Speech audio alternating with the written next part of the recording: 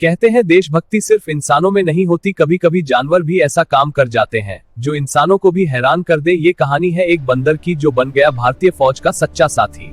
ठंडी हवाओं के बीच भारतीय फौज के जवान सीमा पर तैनात थे।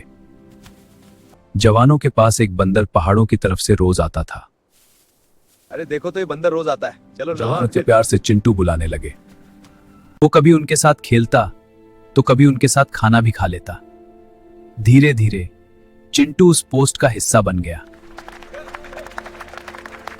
अगर कोई नया आदमी आता तो चिंटू तुरंत आवाज करके सबको सतर्क कर देता।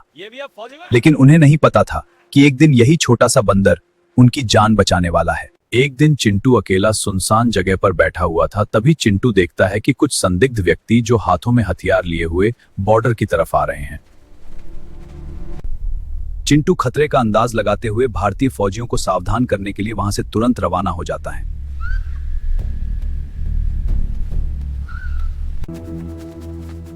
चिंटू क्या हुआ, इतना एक्साइटेड क्यों है? वो बार बार एक ही दिशा में इशारा कर रहा था। वो वहाँ अपील साइड पॉइंट कर रहा है, शायद कुछ गड़बड़ है। हाँ देखो तो सही। चलो, मंकी हमेशा अलर्ट रहता है, जल्दी चेक करते हैं।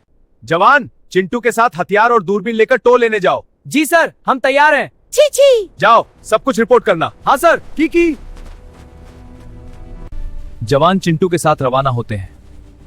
थोड़ी दूर पहुंचकर दूरबीन से देखते हैं तो कुछ संदिग्ध व्यक्ति आते हुए दिखते हैं। सामने से आतंकवादी भारतीय फौज पर हमला करने की फिराक में नजदीक आते जा रहे थे। वो लगातार बढ़ रहे थे, हर कदम के साथ खतरा और करीब आता जा रहा था। भारतीय सैनिकों को सतर्क रहना होगा, यह हमला किसी भी पल शुरू हो सकता है। 5 से 6 संदिग्ध व्यक्ति हाथों में हथियार लिए हुए बॉर्डर क्रॉस कर रहे थे। जवान तुरंत अलर्ट हो गए और उन्होंने अपनी पोजीशन ले ली। अगर चिंटू समय पर इशारा नहीं करता तो दुश्मन हमला कर सकता था।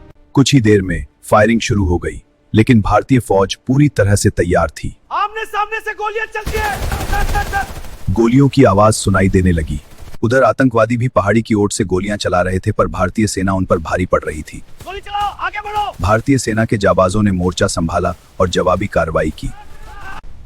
काफी देर मुठभेड़ चलने के बाद आतंकवादी ढेर होने लग गए और कुछ अपनी जान बचाकर भागने लगे। जो आतंकवादी भागने की कोशिश कर रहे थे, उनका पीछा करके फौज ने पकड़ लिया।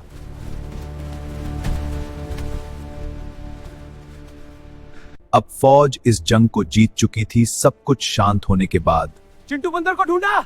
चिंटू एक पत्थर के पीछे बैठा था। वो रहा चिंटू। आज अगर ये नहीं होता तो शायद हम। पूरे कैंप में सन्नाटा था, लेकिन हर दिल में एक ही भावना थी, गर्व और कृतज्ञता। देशभक्ति सिर्फ इंसानों की पहचान नहीं, कभी कभी एक छोटा सा जानवर भी देश के लिए बड़ा काम कर जाता है। सलाम है ऐसे हर साथी को जो बिना किसी स्वार्थ के देश की रक्षा करता है।